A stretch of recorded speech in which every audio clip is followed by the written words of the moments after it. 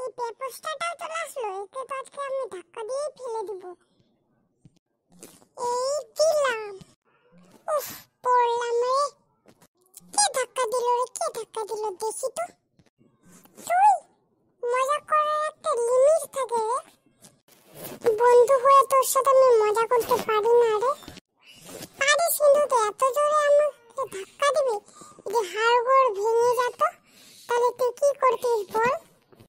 আশেপাশে খালি চিনা জানা কাউকে দেখি তারপরে তোকে আমি দেখাচ্ছি মজা, তুই ভাবতেও পাবি না। এই তো শর্মা কাকু এলো বলে।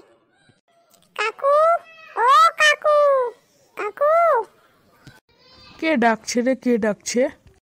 ও কাকু আমি। বল কি হলো?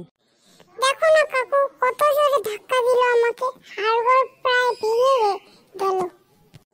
সরি কাকু সরি, আমি ওর সাথে মজা করছিলাম। এইবার তোকে ছেড়ে দিলাম, পরের বার আর ছাড়বো না।